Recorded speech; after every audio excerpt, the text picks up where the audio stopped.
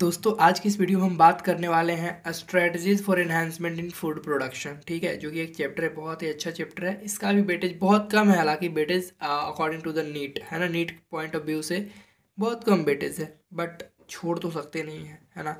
तो देखो इसमें क्या मतलब लिख रखा है, strategies for enhancement in food production, मतलब फूड प्रोडक्शन के लिए कौन कौन से स्ट्रेटजीज का इस्तेमाल हम करने वाले हैं। ठीक है, और मेन बात आती है कि हमें फूड प्रोडक्शन में इन्हांसमेंट करना क्यों है, मतलब वृद्धि करना क्यों है। तो देखो ये आपको ही पता है कि जो पॉपुलेशन है दिन प्रतिदिन कितना बढ़ गया है ना। और पूरा संसार की बात करें तो आप समझ ही सकते हो, बहुत ज़्यादा पॉपुलेशन बढ़ गया है ना। और पूरे पॉपुलेशन को खिला पाना पॉसिबल नहीं है ना। जैसे कि देखो यार, पॉपुलेशन तो बढ़ रहा है लेकिन लैंड तो थोड़ी ना बढ़ रहा है ना। तो लैंड नहीं बढ़ रहा है तो जो लैंड हमारे पास उपलब्ध है उस पे ही जो भी हमें प्रोडक्ट्स मतलब उत्पादन करना होगा, जो भी क्रॉप्स हम लगाएंगे उसमें ही ज़्यादा हमें वृद्धि करना होगा। ठीक है, सिंपल है कि अगर हम लगाते हैं 5 केजी बीज बोते हैं तो उससे हमें बहुत ज़्यादा बेनिफिट मिलना चाहिए, तभी तो हो पाएगा है ना। उसका डबल तिगुना चौगुना बहुत ज़्यादा होना चाहिए, तभी ये पॉसिबल है पूरा वर्ल्ड को खिला पाना।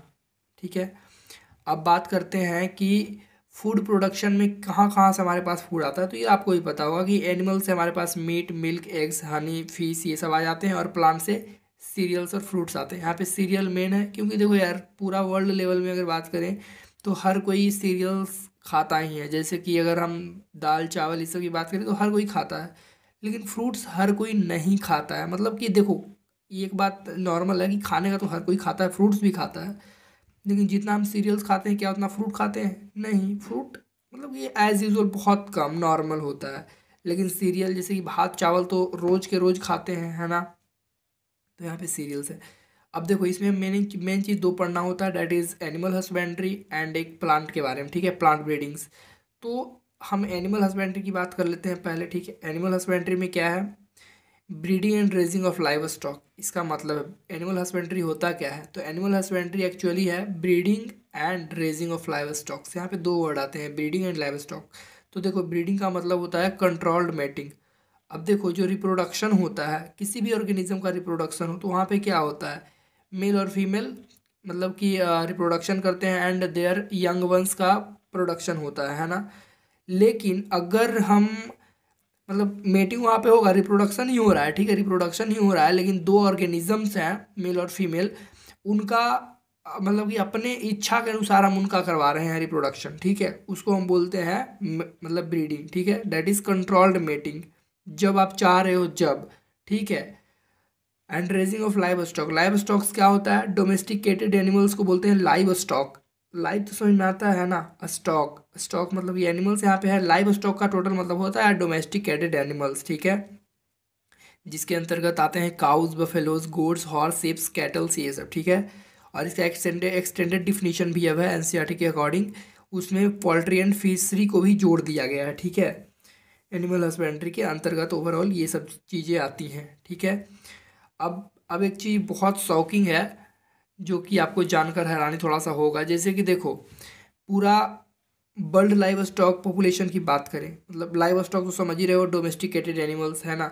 तो पूरा वर्ल्ड लेवल पे अगर बात करें तो लाइव स्टॉक जो पॉपुलेशन है वो 70% उसका इंडिया और भारत में, इंडिया और मतलब चाइना में है। ठीक है, इंडिया और भारत बोल रहा हूँ, मतलब इंडिया और चाइना में है। ठीक है, 70%, मतलब सिंपल तरीके से बताऊं, जो गाय है ना, गाय भैंस ये सब मतलब 70% है। गाय भैंस बकरी ये सब जो भी है 70% है इंडिया और भारत में।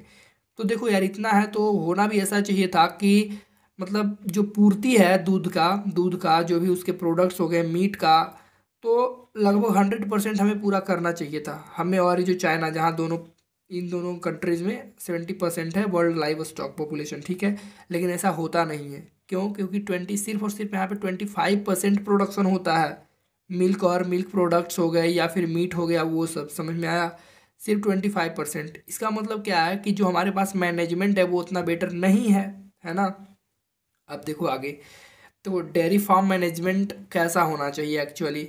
ठीक है, जैसे कि एनिमल आप हस्बेंड्री कर रहे हो, आप पाल रहे हो, मतलब भैंस बकरी जो भी पाल रहे हो आप, ठीक है, गाय, तो आप डेयरी फार्म मैनेजमेंट करोगे, उसके लिए क्या क्या इंपॉर्टेंट चीज़ें हैं। ठीक है, किस तरह से आप प्रोडक्शन को बढ़ा सकते हो। मिल्क अगर बढ़ाना हो तो किस तरह से उसके प्रोडक्शन को बढ़ा सकते हो, किस तरह की आप भैंस पालोगे, बकरी पालोगे, गाय पालोगे, ठीक है। तो देखो डेयरी का मतलब यहाँ पे क्या होता है, डेयरी फार्म मैनेजमेंट। डेयरी का मतलब होता है मिल्क और मिल्क प्रोडक्ट से संबंधित चीज़ें, ठीक है, डेयरी होता है वो। तो इसमें आपको सबसे पहले क्या करना होगा, सिलेक्शन ऑफ गुड ब्रीड, ठीक है। सिलेक्शन ऑफ गुड ब्रीड का मतलब क्या हुआ, आपको कुछ ऐसे नस्ल के गाय, या फिर आप गाय पाल रहे हो तो गाय, या फिर भैंस पाल रहे हो तो भैंस, ठीक है।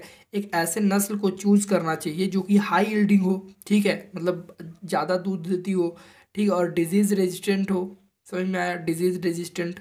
और दूसरा चीज़ है, मान लो कि आपने सिलेक्शन कर लिया अच्छा ब्रीड का, ठीक है, बहुत सारी भी ब्रीड होती है, हम आगे अगले पेज पे भी देखेंगे, जैसे कि होती है मुर्रा, मतलब कि बफलो का होती है, ठीक है। इसी तरह से गीर जो कि गाय का होता है, ये सब ब्रीड्स हैं, ठीक है। तो हाई यील्डिंग, जो हाई यील्ड करती हो, दूध देती हो, उसका हम ब्रीड वो ब्रीड वाली मतलब गाय रखेंगे या फिर भैंस रखेंगे तो ज़्यादा बेटर होगा, ठीक है। अब मान लो कि आपने गुड ब्रीड तो चुन लिया, ठीक है।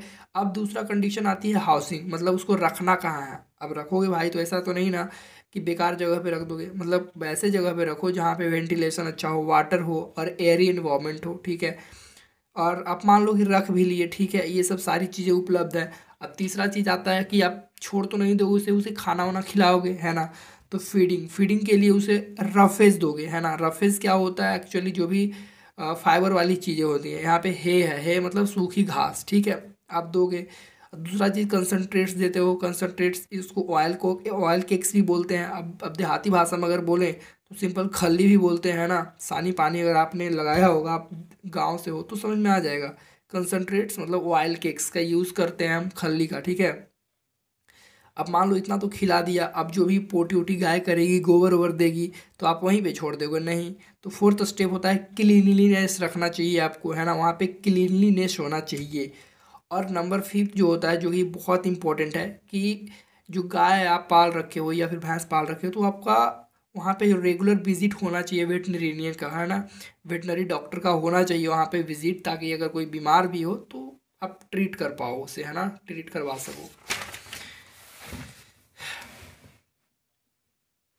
अब देखो कुछ नस्लें हैं जैसे गाय के और भैंस के, जैसे कि यहाँ पे देखो बफलो, बफलो का पहले साइंटिफिक नेम क्या है, बुवालस, बुवालस, आप याद रखना, ठीक है। अब आप ऐसे भैंस को पालोगे ना जो कि डिजीज रेजिस्टेंट हो, ठीक है, मोर मिल्क हो, मतलब पहले तो मैंने बता दिया था कि हाइल्ड जो होता है, ठीक है, और जो डिजीज रेजिस्टेंट हो वैसे पालोगे आप। और वैसे उन गायों भैंस को पालोगे जिसमें कि फैट जो होता है मिल्क में वो ज़्यादा होना चाहिए था, मोर फैट इन मिल्क, ठीक है।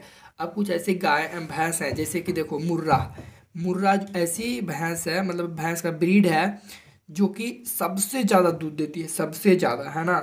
सेकेंड पे आती है इस तरह से मुर्रा हो गया, मेहसाना हो गया, सुरती हो गया, जफराबादी हो गया, इस तरह से, ठीक है। मेहसाना याद रखना, मेहसाना जो होता है मुर्रा और सुरती का मतलब खून है, ये समझो, ठीक है। और ये जो काऊ की जो नस्लें होती हैं, मतलब ब्रीड्स होते हैं, ठीक है। तो देखो काउस पहले नंबर तो इंडिया में भी पाई जाती हैं, हमारे देश में होती है, ठीक है, और फॉरेन कंट्रीज में भी होती हैं, ठीक है। तो हमारे देश में जो है उसका नाम है बॉस इंडिकस, साइंटिफिक नेम, ठीक है। अब अलग अलग मतलब कि इसका ब्रीड पाया जाता है, जैसे कि गिर, ठीक है, गिर हो गया, रेड सिंधी हो गया, साहीवाल हो गया, ठीक है। और एक इन्फॉर्मेशन ऐसे ही मैं दे रहा हूँ, डेट इज़ बाचौर, जो कि हमारे बिहार में पाया जाता है, ठीक है। हमारे बिहार में जो गाय वो होती है वो बाचौर होती है, जनरली सभी के पास यही होती है, ठीक है। और फॉरेन, अगर फॉरेन कंट्रीज़ की बात करें तो फॉरेन कंट्री में जर्सी गाय देखने को मिलता है ना, देखते हो ना, आप कहते हो जर्सी गाय, तो जर्सी एक ब्रीड है, ठीक है। ब्राउन स्विस एक ब्रीड हो गया, उसी तरह से हॉल्स्टीन फ्रीजियन एक ब्रीड मतलब ब्रीड है, ठीक है, जो कि अच्छी खासी दूध ये सब करती है, गाय और भैंस जो भी है इधर, ठीक है। तो अब देखो डिजीज़ कुछ होते हैं, कैटल को डिजीज़ होगा ना भाई, तो उसके बारे में थोड़ा देख लेते हैं, डिजीज़ ऑफ कैटल। तो देखो डिजीज़ को दो तरह से, मतलब यहाँ पे बीमारी होती है, वायरल हो सकता है इन्फेक्शन और फिर बैक्टीरियल, ठीक है। वायरल में क्या क्या आता है, रिंडर पेस्ट और कैटल प्लेग, ठीक है, याद रखना, rinder paste and cattle plague, ये वायरल डिजीज़ है, ठीक है। अब बैक्टीरियल में आता है एंथ्रैक्स, कौन सा बैक्टीरिया है, बैसिलस एंथ्रासिस काउज करता है एंथ्रैक्स को, जो कि एक बैक्टीरियल डिजीज़ है काउज्ड इन कैटल्स, ठीक है, मैं बोल रहा हूँ बैटल, सॉरी यार, कैटल, ठीक है। कैटल में जो है दो तरह के डिजीज होते हैं, बैरल और बैक्टीरियल। बैरल में रिंटर पेस्ट और कैटल प्लेग, और बैक्टीरियल में एंथ्रैक्स, ठीक है, जो कि कॉज्ड बाई बैक्टीरिया एंथ्रासिस, ठीक है, बैसिलस एंथ्रासिस बैक्टीरिया। अब बात आती है पोल्ट्री फार्म मैनेजमेंट, ठीक है। अब पोल्ट्री फार्म में देख लेते हैं, तो पोल्ट्री फार्म क्या होता है। पोल्ट्री फार्म सिंपल समझ में आता है, पोल्ट्री से समझ में आ जाता है मुर्गा ये सब, है ना। तो देखो पोल्ट्री फार्म मैनेजमेंट, पोल्ट्री में आता है डोमेस्टिकेटेड फाउल। आप ये नहीं कर सकते, आप मान लो कि कौआ पाल रखे हो, आप बोलोगे मैंने पोल्ट्री फार्म खोला है जिसमें कौआ है, ऐसा नहीं हो सकता, ठीक है। तो पोल्ट्री फार्म में इसमें डोमेस्टिकेटेड फॉल्स आते हैं, जो कि हैं chicken, geese, turkey and ducks. Main होता है चिकन और डक्स, जो आप जानते हो। चिकन मतलब मुर्गा मुर्गी के हो गया, और डक्स में जो बत्तख है ना। गीज और टर्की भी होते हैं उसमें, ठीक है। टर्की आप अगर नहीं देखे हो तो आप गूगल से देख सकते हो, और आपने ज़रूर देखा होगा, आप पटाखे जरूर छोड़े होगे दीपावली पे, है ना। तो तुर्की जो होता है ना पटाखा, उस पर आप देखना उसका पिक्चर छपा रहता है, ठीक है। मुर्गा का भी रहता है, ठीक है, और टर्की का भी रहता है। वहाँ से आपको अच्छे समझ में आ जाएगा, ठीक है। और देखो चिकन का दो ब्रीड होता है, जैसे कि असील और लेग हॉर्न। लेग हॉर्न हमारे एनसीईआरटी में दे रखा है, that is very very important, ठीक है। लेग हॉर्न दे रखा है। और एक होता है असील। असील को पहले फाइट के लिए इस्तेमाल किया जाता था, मतलब कि मुर्गा और मुर्गा को लड़ाया जाता था, ठीक है, पहले होता था तो। और देखो, और जनरली हम पोल्ट्री फार्म क्यों खोलते हैं, पोल्ट्री फार्म मतलब कि क्यों है, किस लिए, क्या पूर्ति करेगा। अन्न यहाँ पे नहीं करेगा, ना ही दूध करेगा, एक्चुअली यहाँ पे एग्स और मीट के लिए हम करते हैं, ठीक है। और कुछ इंपॉर्टेंट टर्म्स हैं जो कि आपको जानना चाहिए, जैसे कि बॉयलर। बॉयलर क्या होता है, ब्रॉयलर होता है, यहाँ पे गलत मैंने लिख दिया है बॉयलर, ब्रॉयलर होता है, ठीक है। ब्रॉयलर, BROILER, ब्रॉयलर, जिसका इस्तेमाल हम मीट के लिए करते हैं, है ना। लेयर, लेयर मतलब लेयर वाले जो चिकन होते हैं, डेट इज़ फॉर एग्स, मतलब एग देते हैं, वो अंडे देते हैं, ठीक है। उसका इस्तेमाल मुख्य रूप से अंडे के लिए किया जाता है। और एक शब्द वर्ड आता है कलिंग। कलिंग का मतलब होता है किलिंग ऑफ फॉल, ठीक है। फॉल समझ में आ रहा है ना, जो भी डोमेस्टिकेटेड फॉल्स हैं ये सब सब फॉल्स हैं, चिकन गीज टर्की ये सब, ठीक है। किलिंग ऑफ फॉल उसको बोलते हैं कलिंग, ठीक है। कलिंग किलिंग एक जैसा लग रहा है, आप याद रख सकते हो आराम से। और किलिंग ऑफ फॉल जो होता था मास लेवल पे हुआ था एक समय 2003 में, जब बर्ड फ्लू बढ़ा था, ठीक है। जैसे कि पोल्ट्री में भी डिजीज, जैसे कि हमने देखा था ना डिजीज़ इन कैटल्स, तो इसी तरह से पोल्ट्री में जो डिजीज़ हैं, इसमें वायरल डिजीज़ है, जैसे कि वहाँ पे हमने बैक्टीरियल भी देखा था, ठीक है। तो वायरल डिजीज़ में कौन कौन है, रानीखेत और बर्ड फ्लू। रानीखेत का दो नाम है, न्यू कैसल्स डिजीज़, ऐसा याद रख सकते हो कि रानी जो है अपने न्यू कैसल में रहती है, ठीक है। रानीखेत और न्यू कैसल्स डिजीज़। और यहाँ पे जो है सेकेंड डिजीज़ बर्ड फ्लू, जो कि 2003 में बहुत तगड़ी तरह से हुआ था ये बर्ड फ्लू, जिसमें कि इस किस वायरस की वजह से हुआ था, H5N1 वायरस की वजह से हुआ था। और उस समय कलिंग किया गया था, मतलब मास लेवल ऑफ किलिंग किया गया था फॉल्स का, ठीक है। अब हम देख लेते हैं एनिमल ब्रीडिंग के बारे में, ठीक है। मेन तो यहीं से स्टार्ट होता है एनिमल ब्रीडिंग। अब किस तरह से प्रोडक्शन को बढ़ाया जाएगा, ठीक है। एनिमल ब्रीडिंग, अब देखो एनिमल ब्रीडिंग क्या है। ब्रीडिंग तो आप समझ गए ना, ब्रीडिंग मतलब कंट्रोल्ड मैटिंग, आपको समझ पहले सब मैंने समझा दिया होगा, है ना। ब्रीडिंग यहीं पे मैंने दिखा दिया था, कंट्रोल्ड मैटिंग, है ना। तो ब्रीडिंग एक कंट्रोल्ड मैटिंग होता है। एनिमल ब्रीडिंग मतलब एनिमल का जो आप रिप्रोडक्शन होगा वो आपके इच्छा के अनुसार होगा, किसको आपको करवाना है किसको नहीं करवाना है, ठीक है। मतलब सोच लो आदमी इतना स्वार्थी हो गया, बस अपने फ़ायदे सब हर जगह देखता है, ठीक है। तो इसमें एनिमल ब्रीडिंग में दो तरह से होता है, that is inbreeding and outbreeding, ठीक है। इन ब्रीडिंग मतलब विद इन वन ब्रीड, मतलब within same breed up to 4 to 6 generation. अगर एक ही ब्रीड के अंदर मतलब मैटिंग कराया जाए, आप मैटिंग से समझ सकते हो रिप्रोडक्शन कराया जाए, सेम ही ब्रीड के अंदर रिप्रोडक्शन कराया जाए, मतलब मैटिंग कराया जाए, कहाँ तक, 4 से 6 जनरेशन तक, तो उसको बोलते हैं इन ब्रीडिंग, ठीक है। इनब्रीडिंग से होता क्या है, प्योर लाइन्स या होमोजाइगस कंडीशन रहती है, बरकरार रहती है, ठीक है। और सुपीरियर करेक्टर वहाँ पे, अकॉर्डिंग टू सुपीरियर करेक्टर वहाँ पे देखा जाता है। और इसके मतलब कि नुकसान भी हैं, जैसे कि इनब्रीडिंग डिप्रेशन आता है, ठीक है। रिड्यूस्ड फर्टिलिटीज़। अब देखो यहाँ पे नीचे यहाँ पे समझा रहा हूँ तो समझ में आ जाएगा ये इस डायग्राम से, है ना। जैसे कि देखो एक स्पीसीज है, ठीक है, और दूसरा स्पीसीज है, ठीक है। एक स्पीसीज के अंदर दो ब्रीड है, जैसे कि देखो गाय का एक स्पीसीज है, ठीक है, जैसे कि मैंने बोला गाय का बॉस इंडिकस, ठीक है। तो वहाँ पे एक स्पीसीज है, ठीक। तो स्पीसीज के अंतर्गत भी बहुत तरह के मतलब ब्रीड है, जैसे कि गाय का हमने देखा था, गिर देखा था, रेड सिंधी देखा था, साहिवाल देखा था, हर तरह का ब्रीड देखा था, ठीक है। अब यहाँ पे देखो एक ब्रीड हो गया मान लो गिर, और एक मान लो कि रेड सिंधी है, दो अलग अलग ब्रीड है, ठीक है। अब चलो हम बात करते हैं गिर का, ठीक है। एक गिर है जो कि गाय का ब्रीड है यहाँ पे, ठीक है। अब मान लो कि जो गाय का ब्रीड है तो उसमें इस तरह से इस तरह से 5 6 7 गो हैं, ठीक है, 7 मेंबर हैं, ठीक है। अब वहाँ दो गो जो मेन है, मतलब जो आप बोल सकते हो कि सुपीरियर लेवल की गाय है, ठीक है। तो उन दोनों को मेटिंग कराया गया, ठीक है। तो यहाँ पे देख रहे हो, अब खुद ही नहीं कर रहा, आपके इच्छा के अनुसार जो मतलब कि सर्वश्रेष्ठ है, जो बढ़िया है, उसको आप मेटिंग करवा रहे हो, ठीक है। तो चलो मेटिंग कराया, तो उससे जो मतलब कि जो बना, ठीक है, जो भी बच्चे उससे पैदा हुए, तो इस तरह से बच्चे हुए, ठीक है। अब इन बच्चों में भी जो सुपीरियर है उनके साथ में उनका उनका मेटिंग कराया जाएगा। अब मतलब सिबलिंग्स में मेटिंग हो रहा है, देखो, तो जो कि जनरली पाप है, ठीक है। तो इसमें ऐसा होता है एक्चुअली, ठीक है। अब देखो यहाँ पे जब जो सुपीरियर है उसके बीच में मीटिंग कराया गया, ठीक है, सुपीरियर में मीटिंग कराया गया और जो नॉन सुपीरियर थे उसको छोड़ दिया गया। तो यहाँ पे मान लो कि पाँचों फिर इस तरह से पैदा हुए, तो पाँचों में जो सुपीरियर था फिर उसको मीटिंग कराया गया, ठीक है। इस तरह से मीटिंग होते जाता है, तो सुपीरियर लेवल वाले को मीटिंग, जो सुपीरियर होते हैं उसको उसको मीटिंग कराया जाता है, बाकी को छोड़ दिया जाता है, ठीक है। मतलब बाकी को भी इस तरह से कराया जाता है एक्चुअली।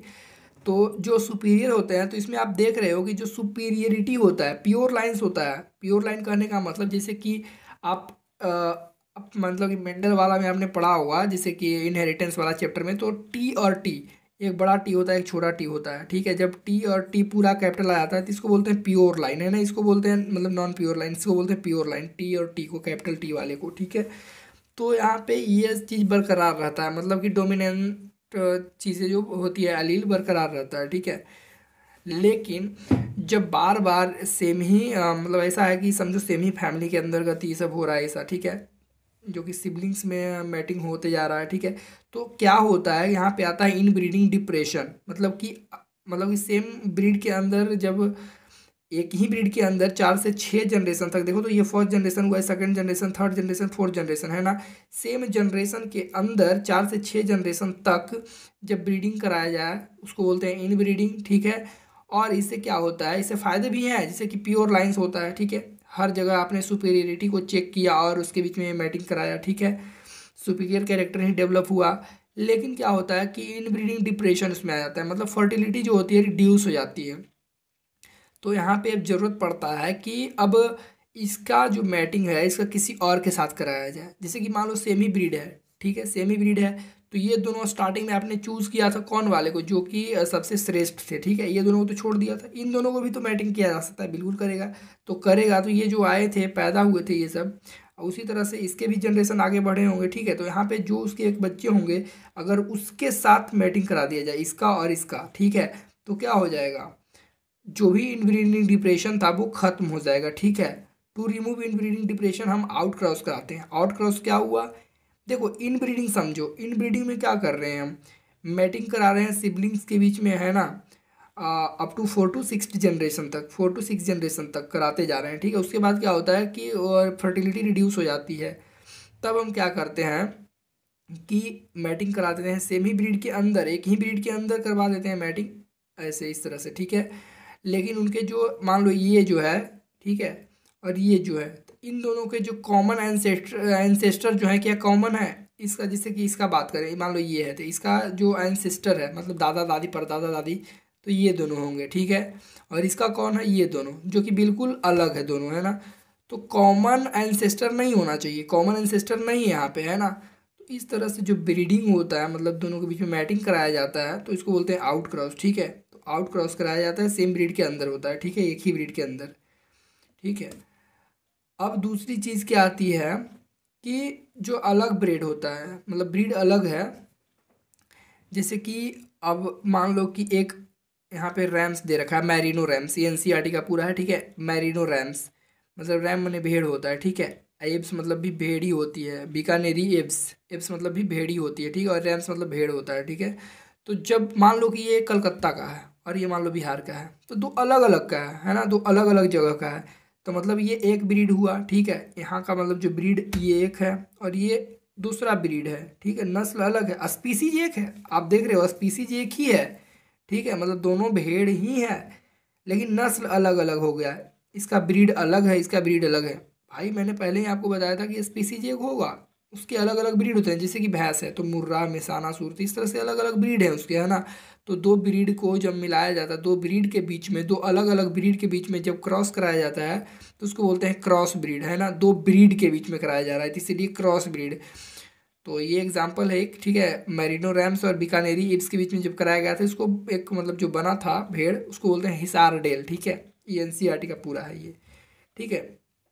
तीसरा आता है इंटरस्पेसिफिक ब्रीडिंग, मतलब स्पीसीज ही चेंज कर देता है, ये एक अलग स्पीसीज है और ये एक दूसरा स्पीसीज है, ठीक है, ऐसा होता है। जैसे कि इसका सिंपल आप देख पाते हो, म्यूल, ठीक है, म्यूल। फीमेल हॉर्स, घोड़ा, घोड़ा एक है और डंकी एक है, गधा और एक घोड़ा, दोनों अलग अलग है, बिल्कुल अलग अलग है ना। ऐसा तो नहीं है कि सिर्फ ब्रीड अलग है, भाई पूरा स्पीसीज ही अलग है, एक घोड़ा है और एक गधा है, इन दोनों के बीच में मतलब कि कराया जाता है जब क्रॉस, तो उसको बोलते हैं हम इंटर स्पेसिफिक ब्रीडिंग, ठीक है। दो स्पीसीज के बीच में जो ब्रीडिंग होता है, ठीक है। तो उससे क्या बनता है, म्यूल बनता है। क्या बनता है, म्यूल। तो यहाँ पे याद रखना, म्यूल के लिए यहाँ पे फीमेल हॉर्स थी, ठीक है, और मेल डंकी था जिसको जैक बोलते हैं, और फीमेल हॉर्स को मेयर बोलते हैं, ठीक है। तो इस तरह से म्यूल बनता है। इसी तरह से मेल हॉर्स और फीमेल डंकी को कराते हैं तो हिनी बनता है, ठीक है। यहाँ पे याद रखना जो मेल है उसी का कैरेक्टर आगे वाला लिखा गया है, जैसे कि मेल हॉर्स है तो आगे हाई एच लिखा गया है, ठीक है। लाइगर है, लायन है तो लाइगर, ठीक है। टाइगर है तो टाइगॉन, ठीक है। सब मेल है तो मेल वाला कैरेक्टर यहाँ पे दिख रहा है टाइगॉन, जैसे कि मेल टाइगर और फीमेल लायन, तो मेल का टाइगर, टाई आ गया, यहाँ पे ओ एन है तो ओन, ठीक है। टाइग ऑन, ठीक है। लाइगर, जैसे कि यहाँ पे देखो ये हिनी, तो यहाँ पे हॉर्स का है और यहाँ पे डंकी का है, इस तरह से बनाया गया है। ये सब क्या है, इंटरस्पेसिफिक ब्रीड्स हुए, है ना। तो ये सब किसके पार्ट से, आपने भी देखा होगा कि आउट ब्रीडिंग थे, है ना। आउट ब्रीडिंग एक तो हुआ इन ब्रीडिंग, मतलब सेमी ब्रीड के अंदर, और वो भी सेम फैमिली के अंदर, समझ जाओ तो ऐसा बात है, ठीक है। और यहाँ पे क्या था, आउट ब्रीडिंग, मतलब आउट क्रॉस एक हुआ, मतलब सेम ही मतलब पूर्वज हमारे कॉमन नहीं थे एक्चुअली, लेकिन सेमी ब्रीड के थे, है ना, सेमी ब्रीड के थे तो उनके बीच में हुआ था, तो बोलते हैं कि आउट क्रॉस है। मतलब कॉमन एंसेस्टर नहीं होना चाहिए आउट क्रॉस के लिए, इसके पास होना चाहिए नो कॉमन एंसेस्टर, ठीक है, no common ancestor. But breed क्या होना चाहिए, बट ब्रीड क्या होना चाहिए, ब्रीड, ब्रीड सेम होना चाहिए, ठीक है। क्रॉस ब्रीड में दो अलग अलग ब्रीड, जैसे कि मान लो एक कोलकाता में कोई ब्रीड है और एक मान लो कि गुजरात में है, इस तरह से दो अलग अलग जगह के ब्रीड को करवाया जाता है क्रॉस, तो उसको बोलते हैं क्रॉस ब्रीड, ठीक है। अगर इंटर स्पेसिफिक तो समझ में आ ही गया होगा कि डायरेक्ट स्पेसी मतलब कि जो स्पीसीज है वो भी चेंज हो गया पूरी तरह से, है ना। अब हम देख लेते हैं एक बहुत अच्छा चीज़ है एक, that is multiple ovulation embryo transfer technique, ठीक है। इसमें क्या किया जाता है, तो देखो अब अब ऐसा होता है बहुत सारे कि जो मतलब कि अच्छी अच्छी गाय होती है जो बहुत ज़्यादा दूध करती हैं, ठीक है, और कुछ ऐसी भी गाय होती है जो बहुत कम दूध करती हैं, है ना। तो जो अच्छी दूध करने वाली गाय हैं उसको समझ आओ तो फैक्ट्री बना दिया जाता है, ऐसा कुछ किया गया है, ठीक है। जैसे कि यहाँ पे देखो एक गाय है, ठीक है, दैट इज सुपीरियर काऊ है, ठीक है।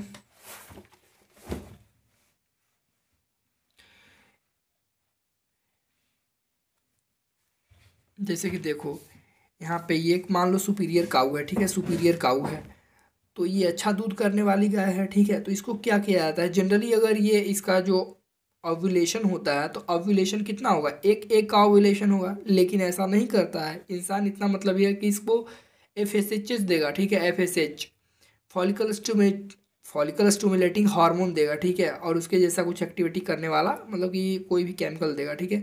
जिससे क्या होगा, एक बार में 6 से 8 ओवम रिलीज होगा, मतलब 6 से 8 एग्स रिलीज होगा, एंड उसे हम कहते हैं सुपर ओव्यूलेशन, मतलब सुपर ओव्यूलेशन होगा, ठीक है।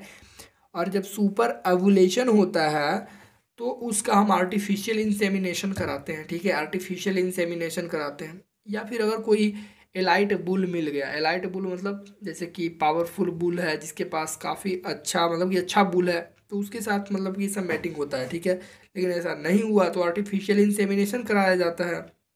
अब आर्टिफिशियल इंसेमिनेशन होगा तो क्या होगा, ओवम और सीमेन जो है मतलब जो उसमें स्पर्म होगा वो मिक्स होगा, एक दूसरे से मिलेगा, और मिलेगा तो जाइगोट में बनेगा, ठीक है। तो 6 से 8 ओवम थे तो 6 से 8 जाइगोट बनेगा, और जो 6 से 8 जाइगोट बना उसको क्या किया जाता है, इस गाय से नॉन सर्जिकली निकाल लिया जाता है, ठीक है। निकाल लिया जाता है, कब निकाला जाता है, जब वो 8 से 32 सेल स्टेज में पहुंच जाते हैं। मतलब जैसे कि देखो, जाइगोट बना, तो जाइगोट एक सेल होता है, ठीक है, एक सेल से 2 सेल बनता है, 2 से 4, 4 से 8, इस तरह से बनते जाता है।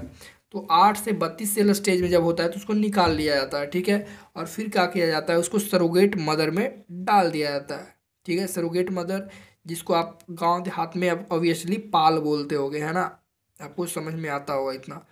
तो वहाँ पे क्या किया जाता है, डायरेक्ट जो भी है, तो गाय जो होती है डायरेक्ट उसमें मतलब कि सरोगेट मदर की तरह काम करती है, मतलब जिसके गर्भ में बच्चा पलता है, और फाइनली जो भी जेस्टेशन पीरियड होता है वो फिर बच्चा पैदा होता है।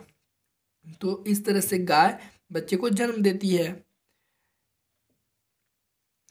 और जो बाकी जायगोट होते हैं, ठीक है, बाकी जायगोट, ये वो तो मान लो कि सरोगेट मदर में डाल दिया, ठीक है, मतलब जिसमें डाला गया वो सरोगेट मदर की तरह काम करती है, ठीक है। और जो बाकी बच गया, वो उसको क्या कर दिया जाता है, -196 डिग्री सेल्सियस में, मतलब कि नाइट्रोजन, मतलब कि जो लिक्विड नाइट्रोजन है उसमें जाके प्रिजर्व कर दिया जाता है, ठीक है। ताकि कहीं अगर यूज़ करना हो कहीं भी तो उसका इस्तेमाल किया जा सके, मतलब किसी और मदर, मतलब कि मदर काऊ में डाला जा सके। मतलब इसको अगर, इसका जो ओवम रिलीज हुआ तो इसका भी तो ऐसा भी हो सकता था, इंसेमिनेशन कराता और एक एक को छोड़ देता तो इसका भी मतलब गर्भधारण होता है ना, इसका भी मतलब यूट्रस में जो बच्चा पलता तो ये फाइनली जन्म देती। लेकिन इसके साथ ऐसा नहीं किया जाता है एक्चुअली, इसमें हर बार फॉलिकल स्टिमुलेटिंग हार्मोन डालेगा, जिसमें कि फिर एग का रिलीज होगा, फिर मैच्योर होगा, उसको 6-8 जो रिलीज होता है उसको निकाल लिया जाता है बाहर, ठीक है। मतलब आर्टिफिशियल इंसेमिनेशन ये सब करवा के जाइगोट वाइगोट बन जाता है सब कुछ, उसके बाद निकाल लिया जाता है। आदमी ऐसा करता है, ठीक है। तो ये हर बार ये सेकेंड राउंड के लिए भी ऐसे हो जाती, मान लो एक बार निकाल लिया, फिर दूसरी बार यही काम करेगा इसके साथ। मतलब ये माँ इस तरह से इसे बनाया नहीं जाता है, सुपीरियर काऊ है, सिर्फ इससे मतलब ही की तरह काम लिया जाता है इससे। जो भी अच्छे अच्छे एग्स होते हैं इसके निकाल लिए जाते हैं बार बार।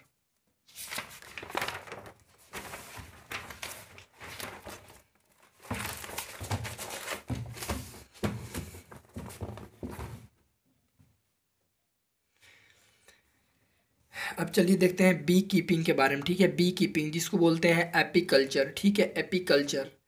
एपी मतलब होता है बी, ठीक है। बी का पालन करना एपीकल्चर कहलाता है। तो देखो, ये एक कॉटेज इंडस्ट्री है। कॉटेज इंडस्ट्री मतलब छोटा इंडस्ट्री है, इसमें ज़्यादा लेबर की ज़रूरत नहीं पड़ती, नो लेबर इंटेंसिव, ठीक है। बी वैक्स और हनी का इस्तेमाल क्या क्या है, बी वैक्स पॉलिशिंग और कॉस्मेटिक में यूज़ होता है, और मेडिसिन में, और हाईली न्यूट्रिटिव होता है ये हनी। हनी मेडिसिन में यूज़ होता है और ये हाईली न्यूट्रिटिव होता है, ठीक है, जिसका इस्तेमाल दवाई बनाने भी किया जाता है, और आप ऑब्वियसली खा भी लेते हो, है ना, बहुत मज़ा लगता होगा। एपिस इंडिका इसका साइंटिफिक नेम है बी का, ठीक है। और यहाँ पे देखो एक चीज़, देखो जो भी बी कीपिंग करता है, बी जो पालता है मधुमक्खी, उसके पास क्या क्या नॉलेज होना चाहिए, उसके पास नॉलेज होना चाहिए, नेचर और हैबिट्स पता होना चाहिए। जैसे कि बी का जो नेचर और हैबिट्स है उसके बारे में उसे पता होना चाहिए, नॉलेज होना चाहिए, ठीक है, जो पाल रहा है, ठीक है।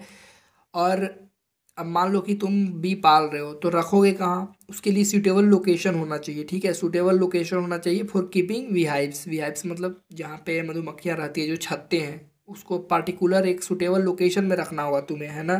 पहले तो उसके नेचर के बारे में तुम्हें पता होना चाहिए, नेचर और आदत के बारे में, नेचर और हैबिट्स ऑफ बीज के बारे में, ठीक है। और दूसरा सूटेबल लोकेशन तुम्हें पता करना चाहिए। सूटेबल लोकेशन करने का मतलब एक ऐसी जगह पे रखना होगा, जैसे कि मान लो कि गार्डन है तुम्हारा, ठीक है, गार्डन में रखोगे तो वहाँ पे आराम से वो रहेंगी, नेक्टर को निकालेंगी, और आप आराम से वहाँ पे जो भी है बी मतलब मधु मधु है, जिसको जो आप शहद बोलते हो, आराम से निकाल सकते हो, है ना। आपको ये भी नॉलेज होना चाहिए catching and hiving of swarms. जो भी मधुमक्खियाँ होती हैं उसको पकड़ने का आपको तरीका पता होना चाहिए, ठीक है। Management of beehives during different season, आप कैसे मैनेज कर पाओगे अलग अलग सीजन में, क्या क्या उसको ज़रूरतें होती हैं, तो आपको पता होना चाहिए सब, है ना। अलग अलग सीजन में ये दिक्कतें आ सकती है अगर मैनेज करना नहीं आएगा तो। फिर है आपको हैंडलिंग एंड कलेक्शन करना आना चाहिए, हैंडल भी करना होगा आपको मधुमक्खियों को, ठीक है। और किस तरह से आप कलेक्ट करोगे बी वैक्स को और हनी को, ठीक है, ये आपको पता होना चाहिए, ठीक है। अब बात कर लेते हैं फिशरी के बारे में। पहले नंबर तो फिशरी क्या होता है, तो देखो, फिशरी एक इंडस्ट्री है, ठीक है, जिसमें कि जो डिवोटेड है to catching and processing and selling fish, mollusc, crustacean, सीटीसी। एक इंडस्ट्री है जिसमें क्या किया जाता है, मछली हो चाहे मॉलस्क हो चाहे क्रुस्टासियंस हो, पूरा क्रुस्टासियंस मतलब प्रॉन, इचना उचना जिसको बोलते हो देहाती में, ठीक है, प्रॉन हो गया, श्रिम्प हो गया, ये सब, ठीक है, उसको पकड़ना, फिर प्रोसेस करना, मतलब जो भी आप करना है उसके साथ, मतलब कि पाल रहे हो, कैच पकड़ रहे हो, ठीक है, अब उसको घर ला रहे हो, जो भी करना है, प्रोसेसिंग पैक वैक करना है, फिर बाद में उसको बेचना है, ठीक है, ये सब सारी चीज़ें फिशरी कहलाती है, ठीक है। और फिशरी दो तरीके से हम कर सकते हैं, डैट इज़ कल्चर्ड वे में एंड वाइल्ड तरीके से। मतलब कल्चर्ड वे में मतलब फार्मिंग हम कर रहे हैं, ठीक है। अब मान लो एक तालाब खुद मतलब कि खंदवा कर आप वहाँ पे रख रहे हो, मछलियों को पाल रखे हो, ठीक है, तो एक वो हो गया। तो फ्रेश वाटर में कौन कौन होती हैं, जैसे कि आप पाल रहे हो, ठीक है, तो कतला हो गया, रोहू हो गया, मृगाल हो गया, मृगाला होता है एक्चुअली ये, ठीक है, और मांगुर हो गया। इस तरह से जो मछलियाँ हैं आप पाल रखे हो, ठीक है, दैट इज़ कल्चर्ड वे। और दूसरा होता है कि आप डायरेक्ट कहीं से पकड़े और उसको बेच दिए, या तो आप जैसे कि मछुआरे जो होते हैं क्या करते हैं, नदी में जाते हैं, पकड़ते हैं, बेच देते हैं, ठीक है, सिंपल क्या करते हैं, कैच करते हैं और बेच देते हैं, कुछ प्रोसेसिंग मतलब उतना ज़्यादा नहीं करते, बस लाते हैं, पैक करते हैं, ठीक है, वो सिंपली बेच देते हैं जाकर। तो ये हो गया वाइल्ड तरीका, ठीक है।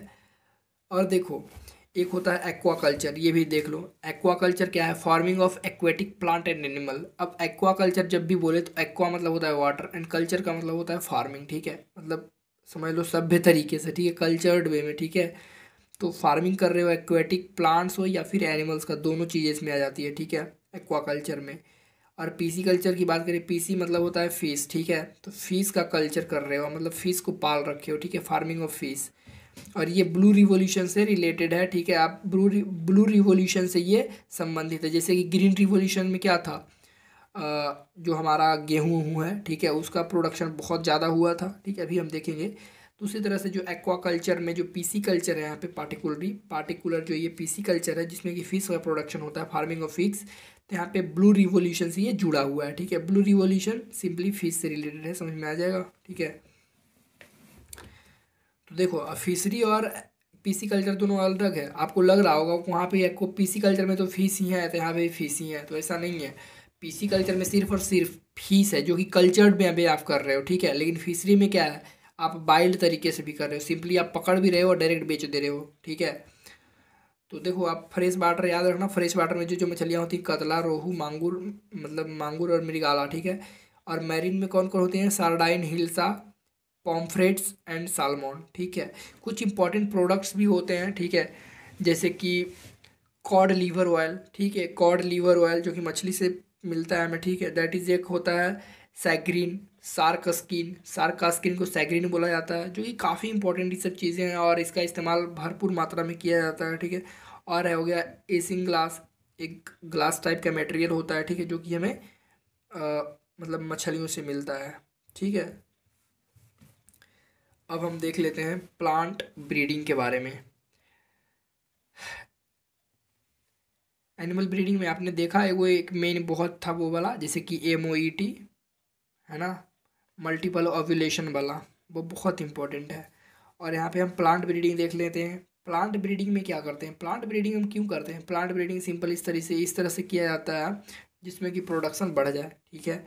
तो कैसे किया जाता है, एक्चुअली क्या करना होता है, तो पहला नंबर है, पहला स्टेप है कलेक्शन ऑफ वेरिएबिलिटी, ठीक है, वेरिएबिलिटी या फिर देखो वेरिएबिलिटी का मतलब यहाँ पे क्या हुआ, वेरिएबिलिटी का मतलब हुआ कि अलग अलग तरह के जो भी प्लांट्स हैं, ठीक है, अब सेम स्पीसीज के होंगे, जैसे कि मान लो गेहूँ है, ठीक है, तो गेहूँ के सेम स्पीसीज के जो भी प्लांट्स हैं, गेहूँ के जो भी ब्रीड्स हैं, से सिंगल ब्रीड का कोई भी है, ठीक है, सभी को कलेक्ट कर लिया आपने, ठीक है, कलेक्ट करने के बाद आप क्या करोगे, इवैल्यूएट करोगे, ठीक है, इवैल्यूएट करोगे, आप देखोगे कौन बेहतर है, कौन थोड़ा ख़राब है, ठीक है, जो बेहतर होगा उसको सेलेक्ट आपने कर लिया, ठीक है, सेलेक्ट कर लिया पेरेंट के रूप में, ठीक है। पहला कलेक्शन, बहुत तरह के जो भी प्लांट्स है आपने कलेक्ट कर लिया, ठीक है, अलग अलग वैरायटी के कलेक्ट कर लिया, ठीक है। और वहाँ पे आप इवैल्यूएट करोगे कौन बढ़िया है, तो मान लो कि कोई मिला आपको, ठीक है, जिसमें आपने सेलेक्ट कर लिया, ठीक है, ये बढ़िया है, ये बढ़िया, आपने सेलेक्ट कर लिया, ठीक है।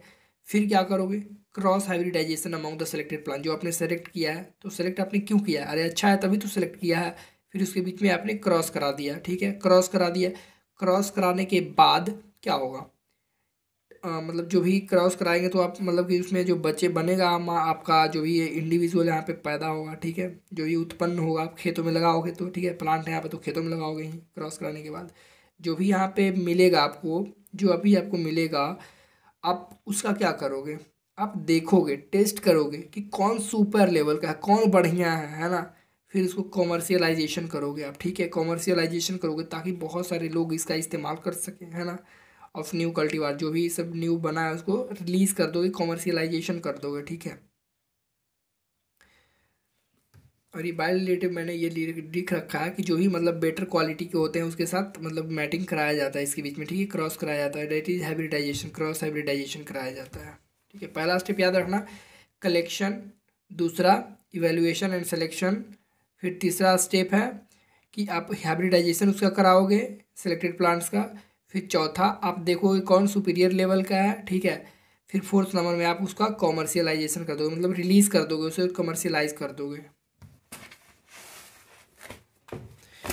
अब देखो मेन आता है यहाँ पे ग्रीन रिवॉल्यूशन के बारे में। तो ग्रीन रिवॉल्यूशन क्या है, देखो 1947 में हमारा भारत आज़ाद हो गया था, ठीक है। अब भारत आज़ादी के बाद बहुत तेज़ी से भूखमरी आई, बहुत ज़्यादा भूखमरी आ गया, ठीक है। तो भूखमरी आ गया तो 1960 के दशक में ग्रीन रिवॉल्यूशन स्टार्ट हुआ था, 1960 के दशक में, 1960 के दशक में, ठीक है। और 2000 तक आते आते हमारा जो वीट का प्रोडक्शन था 11 मिलियन से 75 मिलियन टन तक पहुंच गया, ठीक है। तो एक्चुअली हुआ क्या, यहाँ पे इम्प्रूव्ड सेमी ड्वार्फ वैराइटीज़ का मतलब इस्तेमाल किया गया 1960 के बाद में, इम्प्रूव्ड सेमी ड्वार्फ वैराइटीज़ का इस्तेमाल किया गया, गेहूँ हो या फिर राइस हो, सबका दोनों का, ठीक है, सेमी ड्वार्फ वैरायटी, ठीक है। जैसे कि देखो वीट है, तो वीट जो है वो 11 मिलियन था, 11 मिलियन, ठीक है, 1960 के दशक में, और वहाँ से पहुँच के कितना चल गया 75 मिलियन टन तक 2000 तक, ठीक है, इतना ज़्यादा बढ़ गया। तो एक्चुअली इसके पीछे हाथ किसका था, कौन ऐसा किया था, तो एक थे नॉर्मन ई बोरलॉग, जो कि मैक्सिको के international centre for wheat and मेज इम्प्रूवमेंट, एक मतलब कि वहाँ पे एक ऑर्गेनाइजेशन है, ठीक है, वहीं पे उन्होंने सोनालिका और कल्याण सोना नाम के दो अलग अलग वीट के वैरायटी को बनाया, ठीक है, वीट के वैरायटी को बनाया, सोनालिका और कल्याण सोना। आप ऐसे भी याद रख सकते हो, सोना जो गोल्ड मतलब कि हमारा वीट होता है, गेहूं होता है, सोना कलर का दिखता है ना, गोल्डन कलर का दिखता है, तो सोनालिका याद रखना, और एक कल्याण सोना, दोनों सोना सोना, समझ में आ गया। अब देखो राइस, राइस का जो प्रोडक्शन था वो 35 मिलियन से 89 मिलियन टन पहुंच गया, है ना। हालांकि इसका मतलब कि वृद्धि बहुत कम ही हुआ इसके अपेक्षा में, जो ये 11 मिलियन से 75 मिलियन हुआ, इसका 35 से 89 हुआ, तो मतलब 90 हुआ है, फिर भी कमी हुआ इसको उसके कंपैरिजन में, है ना। तो देखो एक्चुअली ये हुआ क्या था, तो international rice research institute Philippines, international rice research institute Philippines, वहाँ जो है वहाँ पे एक IR8 नाम का मतलब राइस का वैरायटी बनाया गया, ठीक है। IR8 एक राइस का वैरायटी है, that is semi dwarf variety है, ठीक है, IR8 सेमी ड्वार्फ वैरायटी है, जो कि कहाँ बनाया गया था, फिलीपींस में बनाया गया था, फिलीपींस के इंटरनेशनल राइस रिसर्च इंस्टीट्यूट में बनाया गया था, ठीक है। और ताइवान में बनाया गया था तैचुंग नेटिव वन, ठीक है, तैचुंग नेटिव वन भी एक ड्वार्फ वैरायटी ऑफ राइस है, ठीक है। और IR8 भी राइस का ही एक ड्वार्फ वैरायटी, IR का मतलब क्या है, इंटरनेशनल राइस, ठीक है, इंटरनेशनल राइस 8 राइस का एक वैरायटी है, और तैचुंग नेटिव वन जिसको TN1 भी आप लिख सकते हो, ठीक है, और इसको शॉर्ट में आप लिख सकते हो इस तरह से TN1, है ना, TN1। तो इन दोनों को क्या किया गया, ये दोनों थे वैरायटी, ये ताइवान का था TN1, और IR8 कहाँ का था, फिलीपींस का, ठीक है। TN तो आप याद रख सकते हो आराम से, TN ताइवान, ठीक है, ताइवान याद रख सकते हो, और फिलीपींस का था IR8। उन दोनों के डेरिवेटिव्स मतलब उन दोनों से ही बना है जया और रत्ना, जो कि भारत में बना, ठीक है, जया और रत्ना। तो ये दोनों जो भी राइस के थे मतलब कि ये वैरायटी थे, इसका भी काफ़ी मतलब बेहतर प्रोडक्ट निकला, ठीक है। जो प्रोडक्ट था हमारा राइस का, समझ रहे हो, 35 मिलियन से 89 मिलियन पहुंच गया, ठीक है। अब देखो शुगर केन, शुगर केन जो नॉर्थ इंडिया में होता है, ठीक है, हमारे यहाँ नॉर्थ इंडिया में जो होता है, नॉर्थ इंडिया के लोग भी कैसे होते हैं, बर्बरी टाइप के होते हैं, मतलब झगड़ालू टाइप के, ठीक है, ऐसे होते हैं। तो नॉर्थ इंडिया में जो होता है सैकाराम बर्बेरी, जो कि जिसका कि जो स्टेम होता है वो थीन होता है, ठीक है। गन्ने की मैं बात कर रहा हूँ, तो पतले पतले स्टीम वाले होते हैं गन्ने, ठीक है। और उसमें शुगर कंटेंट भी कम होता है। साउथ इंडिया में क्या होता है, जिसका नाम है सैकाराम ऑफिसिनारम, मतलब सभ्य लोग लग रहे हैं, ठीक है, ऑफिशियली लगता है ऑफिशिनारम, ठीक है, सैकाराम और ऑफिशिनारम, जिसका स्टेम थिकर होता है। स्टेम थिक होने की वजह से वहाँ पे जो शुगर कंटेंट भी है वो भी ज़्यादा होता है। तो उन दोनों का वैरायटी जो भी उन दोनों का क्रॉस कराया गया, एक्चुअली क्यों किया गया, जो नॉर्थ इंडिया में ये था इतना अच्छा, ना ही इसमें शुगर कंटेंट था, ना ही इसका स्टेम मोटा था, ठीक है। और दूसरी चीज़ कि जो हमारा साउथ इंडिया में था, साउथ इंडिया में ये वाला था जिसका कि शुगर कंटेंट भी अच्छा था, थिनर स्टेम भी था, लेकिन ये अगर इसको इधर उगाया जाता था नॉर्थ इंडिया में तो उगता ही नहीं था। तो क्या कराया गया, इन दोनों का क्रॉस करा दिया गया। क्रॉस कराने के बाद एक सुपर वैरायटी बना, ठीक है, सुपीरियर वैरायटी बना, जिसका ये प्रोडक्ट मतलब कुछ बहुत ही अच्छा बना, ठीक है। और ये इसका इस्तेमाल, जब ये नया वैरायटी जो आया जिसका इस्तेमाल हम नॉर्थ इंडिया में भी आराम से कर पा रहे थे, ठीक है, वो मतलब कि अपने आप को इस रीजन में ढाल लिया, ठीक है।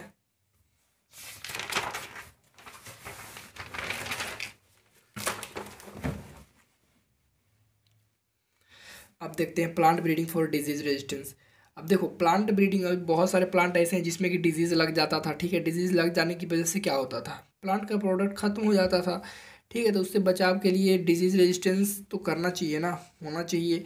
तो प्लांट ब्रीडिंग कराया गया, प्लांट का ब्रीडिंग कराया गया डिजीज़ रेजिस्टेंस के लिए, है ना, ताकि उसमें डिजीज़ ना लगे, कुछ वैरायटी आए।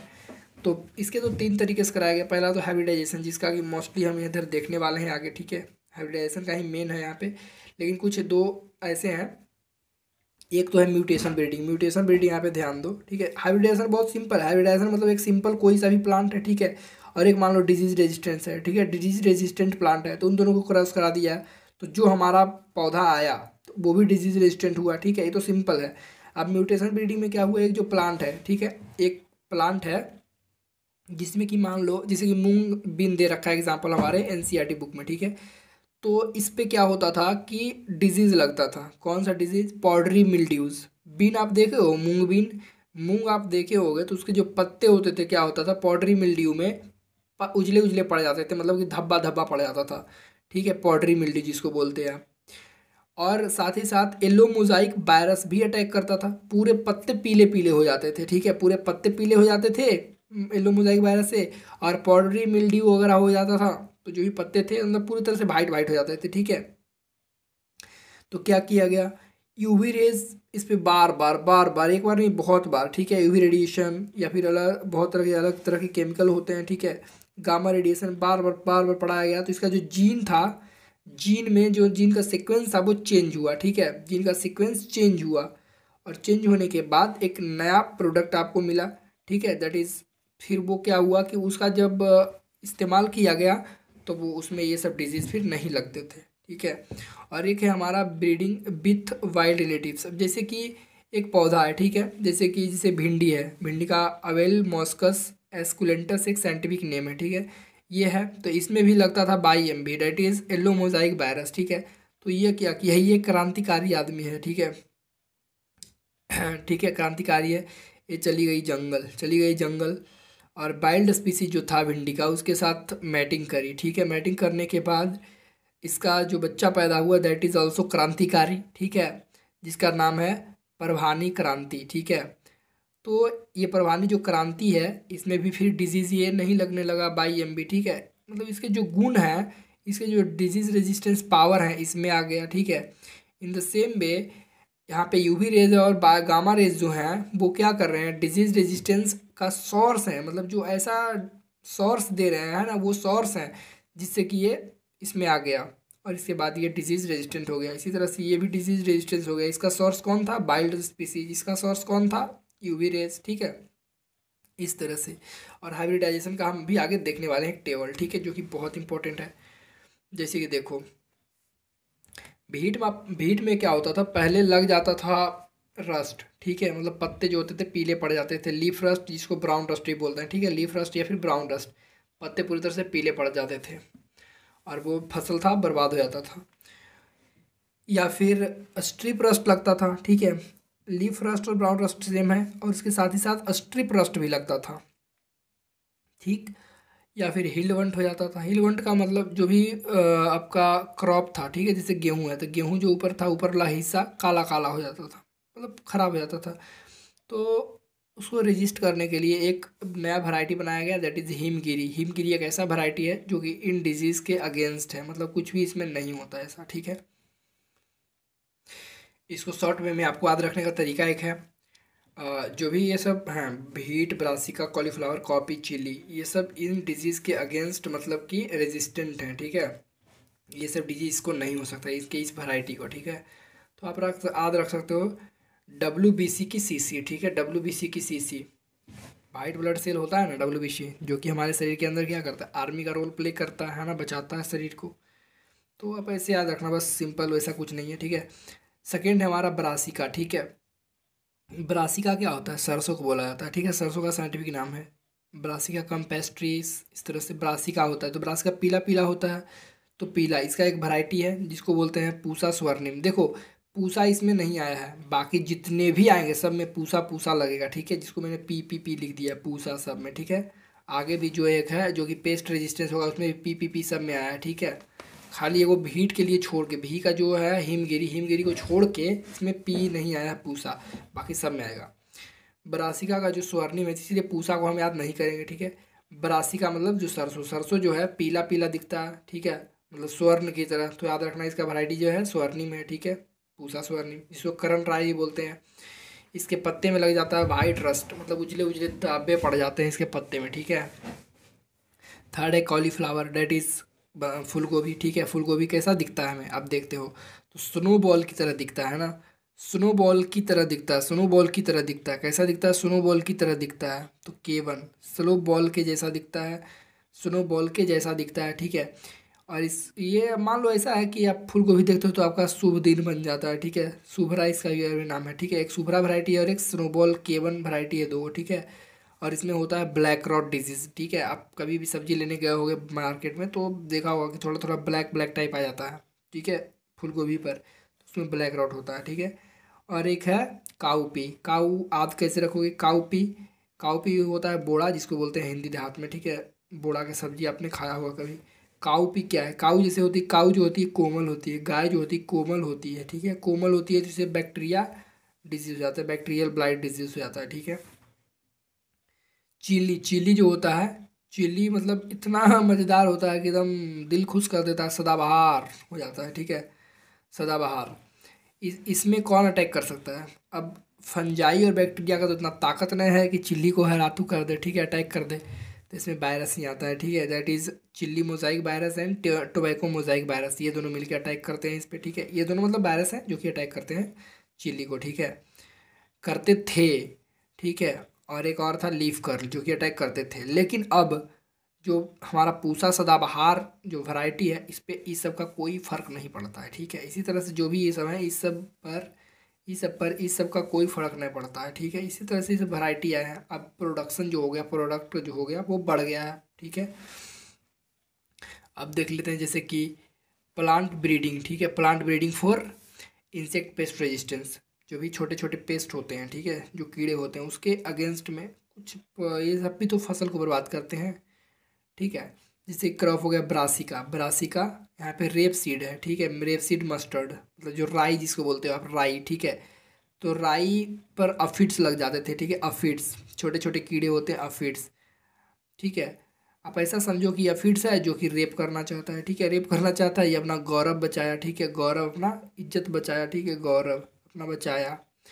तो पूसा गौरव याद रखना वैरायटी है किसका, ब्रासिका का, ठीक है, ब्रासिका रेपसीड मस्टर्ड का, ठीक है। एक है ब्रासिका, यहाँ पे रेपसीड याद रखना, ब्रासिका। एक था सिंपल सिंपल ब्रासिका था जहाँ पे पूसा स्वर्णिम था, ठीक है, जो कि रेजिस्टेंट टू डिजीज वाला में था, यहाँ पे रेजिस्टेंट टू इंसेक्ट पेस्ट है, ठीक है। और सेकंड है फ्लैट बिन, ऐसे याद रखना इसको, फ्लैट बिन, फ्लैट इतना फ्लैट है कि हर जगह सेम है, सेम सेकंड पोजीशन पे है, सेम थर्ड पोजीशन पे, हर जगह सेम है। तो इसको कौन कौन अटैक करेगा, इसको अफिड्स भी अटैक कर देगा, ठीक है, नीचे वाला फ्रूट बोरर भी अटैक कर देगा, जैसिड्स भी अटैक कर देगा, ठीक है, मतलब सभी इसको अटैक कर देगा, मतलब हर जगह फ्लैट है ना, इसलिए फ्लैट है, सेम है हर जगह, इसीलिए सब अटैक कर रहा है इसको। ओकरा जिसको भिंडी बोलते हैं, ठीक है, ऐसा याद रखना। भिंडी को सवानी जो है खाई है, ठीक है, भिंडी को खाकर सवानी A4 साइज पेपर पर कुछ लिख रही है और बोर हो गई है, ठीक है। भिंडी खाकर सवानी जो है बोर हो गई है, इसको भी इंक्लूड कर सकते हो चाहे हो तो, ठीक है। A4 है यहाँ पे, ठीक है। अब देखो कुछ प्लांट ऐसे भी होते हैं जो इंसेक्ट पेस्ट रेजिस्टेंट होते हैं, उनके पास खुद ही ऐसा कुछ होता है, जैसे कि हेयर लीव्स का प्रेजेंट होना। जैसे कॉटन पे हेयर लीव्स अगर कॉटन पे हो तो उस पर जैसिड्स अटैक नहीं करेंगे। अगर गेहूं पर हो वे हेयर लीव्स तो बीटल्स उस पर अटैक नहीं करेंगे, ठीक है। अगर सॉलिड स्टेम व्हीट में हो, गेहूं में अगर मोटे मोटे तने हों तो जो सॉ फ्लाई है उस पर अटैक नहीं कर पाएगा, है ना। अगर जो कॉटन है तो कॉटन में मान लो नेक्टर ही ख़त्म कर दो, तो नेक्टर कट ख़त्म कर दो तो बॉल बॉम उस पर अटैक नहीं करेगा, ठीक है।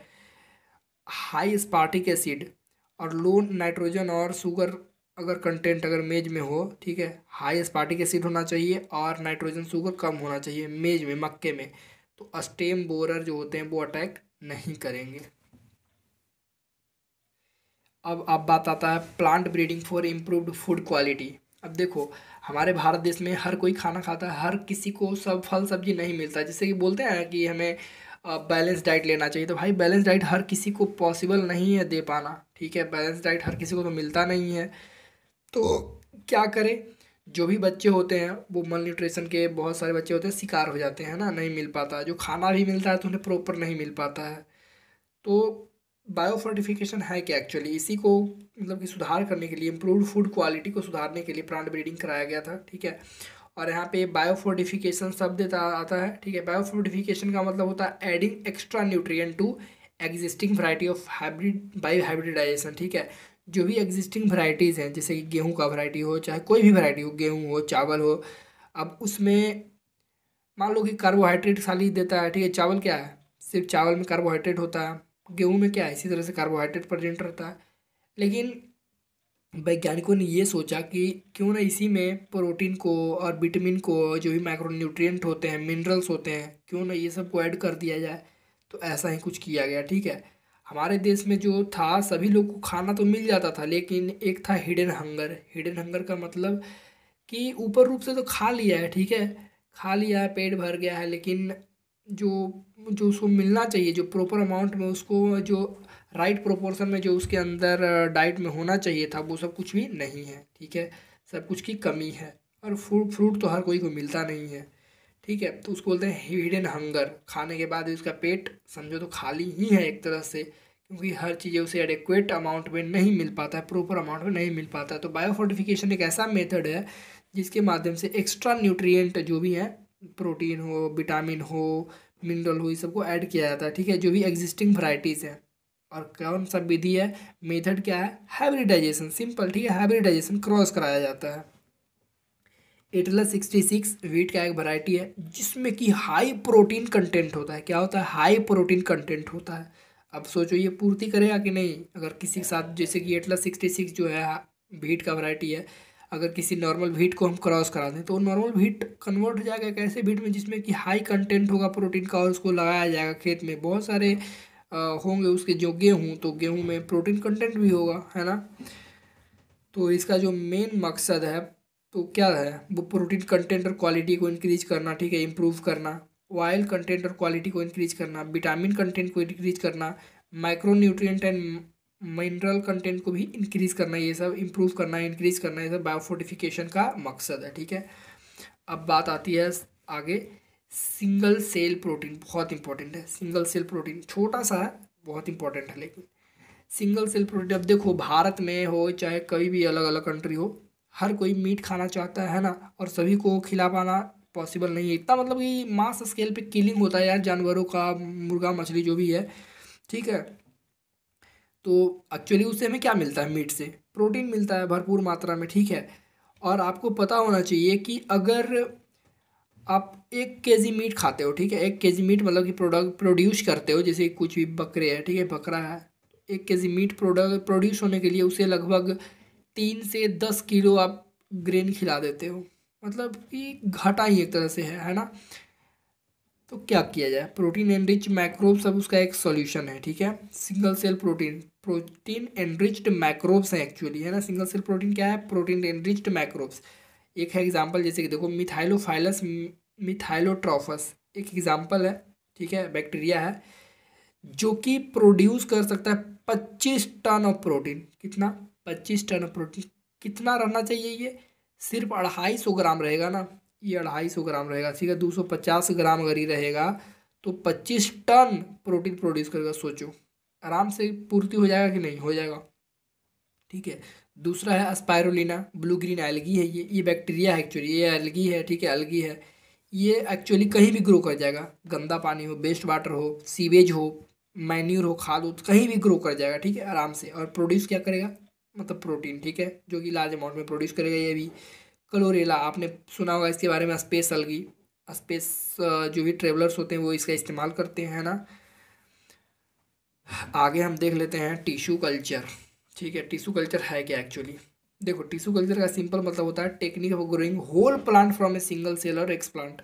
एक छोटे से सेल या कोई एक्सप्लांट, प्लांट का कोई हिस्सा है, काट लेंगे, उस हिस्से से पूरा का पूरा पौधा ग्रो कर देना, यही ये टेक्निक जो है वो कहलाता है टिश्यू कल्चर, ठीक है। तो देखो, एज एग्जांपल मैंने यहाँ पे लिया है एक प्लांट है, ठीक है, प्लांट का एक हिस्सा छोटा सा काटा, तो काटा ये छोटा सा हिस्सा क्या कहलाएगा? एक्स प्लांट कहलाएगा, ठीक है, x plant. Any part of plant is called x plant, जिसका इस्तेमाल हम डायरेक्टली टिश्यू कल्चर के लिए करते हैं, ठीक है। इसको एक्स प्लांट लिया, काटा, इसको एक बीकर में डालते हैं। बीकर में क्या होता है? बहुत सारे केमिकल्स होते हैं, जो कि ये जो होते हैं पैरेन्काइमेटस सेल जनरली ये होते हैं, जो कि ऑर्गेनाइज्ड होते हैं, ठीक है, इस तरह से सेल होते हैं, ठीक है। तो इसको जो सेल्स होते हैं इसका, इसमें कुछ ऐसा डाला जाता है कि सभी सेल्स एक जगह आ जाते हैं ना, कैलस बना लेते हैं, अनडिफरेंशिएटेड मास हो जाते हैं, मतलब सब एक क्लस्टर की तरह बना लेते हैं ना, क्लस्टर। न्यूट्रिशनल वैल्यू मतलब सॉल्यूशन में डाल दिया जाता है इसको, ठीक है। यहाँ पे प्लांट हार्मोन नहीं है, अगले स्टेप में देखेंगे, ठीक है। न्यूट्रिशनल सॉल्यूशन है जिसमें कि ये जो है कैलस बनाता है। कैलस क्या होता है? ये सेल्स ही हैं एक्चुअली, है ना, सेल्स। यहाँ पे ढेर सारे सेल एक जगह आ गए, इकट्ठे हो गए हैं, इसी को बोलते हैं कैलस। कैलस है undifferentiated mass of cell, cell ही है, ठीक है, अनडिफरेंशिएटेड है। फिर उसको डिफ्रेंशिएट करते हैं, ठीक है, डिफ्रेंशिएट करके अलग अलग करके उसमें ऑक्सीजन और साइटोकाइनिन डाल देते हैं, एक अलग भी कर लेते हैं, ठीक है। और जो ऑक्सीजन और साइटोकाइनिन डालने के बाद ऑक्सीजन से क्या बढ़ता है? रूट बढ़ने लगता है इसका, और साइटोकाइनिन से सूट बढ़ता है। इस तरह से अलग अलग पौधे हमें मिल जाते हैं ना। एक सिंगल सेल से सोचो बहुत कुछ कर सकते हो। तो सोमा क्लोन्स बनता है, ठीक है, इन सबको बोला जाता है सोमा क्लोन्स, ठीक है।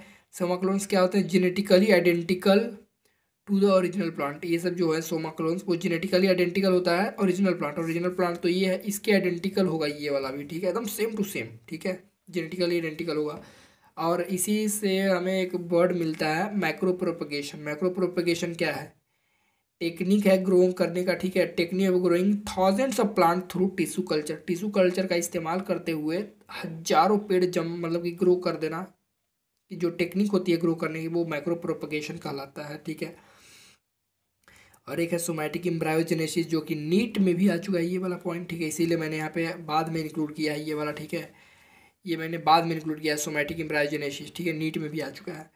तो ये क्या है? Technique of raising somatic embryos in vitro by culturing somatic cell. जो सोमैटिक सेल्स जो भी होते हैं ना, उसको कल्चर करके, कहाँ कल्चर करेंगे? इन विट्रो मतलब आउटसाइड, ठीक है, आउटसाइड में कल्चर करेंगे और रेज करेंगे, ठीक है, कल्चर करेंगे, मतलब कि उस सेल को जो है बड़ा करेंगे, बढ़ाएंगे, ठीक है, उसमें जो भी ज़रूरतें हैं सभी डालेंगे। Technique of raising somatic embryo, ठीक है, एम्ब्रायो बनाएंगे उसका, ठीक है, एम्ब्रायोजेनेसिस वही कहलाएगा, somatic embryogenesis. Technique of raising somatic embryos in vitro मतलब कि आउटसाइड, ठीक है, बाई कल्चरिंग सोमैटिक सेल्स। एक बार और देखो, technique of raising somatic embryo outside by culturing somatic cells. Somatic cells का इस्तेमाल करके, ठीक है, हमें सोमैटिक एम्ब्रायो बनाना है, यही है सोमैटिक एम्ब्रायोजेनेसिस। एक है यहाँ पे मेरिस्टेम कल्चर, ये सिंपल है। मेरिस्टेम कल्चर जो है ना, सेम टू सेम है टिश्यू कल्चर की तरह, सेम वही काम है। अब मेरिस्टेम कल्चर का इस्तेमाल हम क्यों करते हैं? देखो, कभी कभी क्या होता है, पूरा का मान लो पूरा पूरा जो प्लांट है वो वायरस से इन्फेक्ट हो गया, हर पूरा प्लांट भी हो गया खराब, ठीक है। तो तभी भी क्या होता है कि जो उसका मेरिस्टेम होता है, जो एकदम ऊपर वाला भाग होता है, एपिकल मेरिस्टेम होता है, ठीक है। मेरिस्टेम क्या होता है? एपिकल रीजन वाला, ऊपर वाला, ठीक है, एपिकल या एक्सिलरी जिसको बोलते हैं, ठीक है। तो वो वाला पार्ट जो होता है वो इन्फेक्ट नहीं हो पाता है, क्यों? क्योंकि जो प्लांट में जो ये पार्ट होता है इतना जल्दी जल्दी मतलब कि डिफ्रेंशिएट होता है, उतना जल्दी सेल ये जो वायरस है वो भी ग्रो नहीं कर पाता है, मल्टीप्लाई नहीं होता है, ठीक है। तो क्या करते हैं, मेरिस्टेम को काट लेते हैं, मेरिस्टेम को काट के एक मीडियम में रखते हैं जिसमें कि हम अनडिफ्रेंशिएटेड सेल मास बनाते हैं, फिर इसको सब जो भी हमारा ग्रोथ हार्मोन है डाल के इसको निकालते हैं अलग से, अलग अलग तरह से ढेर सारे पौधे हम ग्रो कर लेते हैं। ठीक है, वायरस फ्री प्लांट हम बना लेते हैं फाइनली। ठीक है, यहाँ पे ऐसा क्यों होता है कि हम इसमें ग्रो क्यों कर पाते हैं जिससे वायरस से इन्फेक्टेड है चाहिए, इसलिए कर पाते हैं क्योंकि इस जो रीजन है मेरिस्टेम में, rate of division of meristematic cell is higher than that of rate of multiplication of virus. Virus से ज़्यादा जल्दी जल्दी ग्रो करता है, वो वाला डिवीजन होता है उसका सेल का। ठीक है, इसीलिए वायरस जो होता है वो जो न्यूली फॉर्म्ड सेल होता है उसमें इन्वेड नहीं कर पाता, आक्रमण नहीं कर पाता है। ठीक है, आगे है हमारा सोमैटिक हाइब्रिडाइजेशन। ये बहुत इंपॉर्टेंट, थोड़ा सा इंपॉर्टेंट है। ठीक है, याद रखो, थोड़ा सा ये एक्साइटिंग चीज़ है, ये समझो। तो सोमैटिक हाइब्रिडाइजेशन क्या होता है? सोमैटिक हाइब्रिडाइजेशन में क्या करते हैं कि जो सोम होता है दैट इज प्रोटोप्लाज्म, उसका फ्यूजन होता है। समझो एक चीज़ को, जैसे एक साइंटिस्ट क्या किए, टोमेटो सेल लिए, टोमेटो सेल है, टोमेटो का एक सेल निकाला। ठीक है, उसी तरह से पोटैटो जो होता है आलू का एक सेल निकाला। ठीक है, उन दोनों सेल को क्या किया, सेल से रिमूव कर दिया सेल वॉल, फिर फाइनली रिमूव कर दिया प्लाज्मा मेम्ब्रेन। अब बचा क्या, अंदर वाला भाग बचा। अंदर वाला भाग क्या होता है, प्रोटोप्लाज्म। ठीक है, जो कि प्रोटोप्लाज्म है, नेकेड प्रोटोप्लाज्म। ठीक है, जो बचा हुआ है, तो जो कि डायप्लॉइड है। ठीक है, ये भी डायप्लॉइड, ये भी डायप्लॉइड है। ठीक है, अब इन दोनों नेकेड जो प्रोटोप्लाज्म है इन दोनों को फ्यूज़ करना है। ठीक है, फ्यूज़ कर देगा तो क्या बन जाएगा, 4n प्रोटोप्लाज्म हो जाएगा, जो कि क्या है, मतलब टेट्रापोलाइडी हो जाएगा, जो कि हम लोग में नहीं है बट प्लांट में तो हो ही सकता है ना, टेट्रापोलाइडी तो होता है।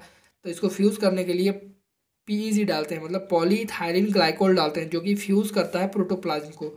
तो दोनों जो प्रोटोप्लाज्म है टोमेटो सेल के और पोटैटो सेल के, जो फ्यूज़ कर जाएंगे, फ्यूज़ करने के बाद क्या बनेंगे, 4n बनेंगे। फाइनली फिर ये अपने से डेवलप कर लेंगे सेल बॉल, मतलब कि सेल प्लाज्मा मेम्ब्रेन और सेल बॉल डेवलप कर लेते हैं। ठीक है, और ये बनता क्या है, पोमैटो। पोटैटो और टोमेटो का जो मिक्सचर है वो बनता है पोमैटो। ठीक है, जो कि क्या है, सोमैटिक हाइब्रिड है। तो सोमैटिक हाइब्रिडाइजेशन क्या हुआ, सोमैटिक हाइब्रिडाइजेशन में हम प्रोटोप्लाज्म को मतलब एक में मतलब फ्यूज़ करके, प्रोटोप्लाज्म को फ्यूज़ करके दो अलग अलग जो स्पीसीज़ के हैं, दो अलग अलग स्पीसीज़ के जो भी ये सेल्स हैं उनके सेल्स लेते हैं, उनकी जो प्रोटोप्लाज्म है फ्यूज़ करके एक ऐसा अलग तरह का मतलब बनाते हैं हाइब्रिड। और हम इसके में इस्तेमाल करते हैं चूँकि सोम मतलब डैट इज़ नेकेड प्रोटोप्लाज्म का इस्तेमाल करते हैं, इसीलिए बोलते हैं इसको सोमैटिक हाइब्रिडाइजेशन। जो भी बना इसमें तो ये क्या कहलाएगा, सोमैटिक हाइब्रिड कहलाता है। होप ये वीडियो अच्छा लगा होगा, अच्छा लगा हो तो आप वीडियो को लाइक करें, शेयर करें एंड रिवीजन करते रहें। All the very best.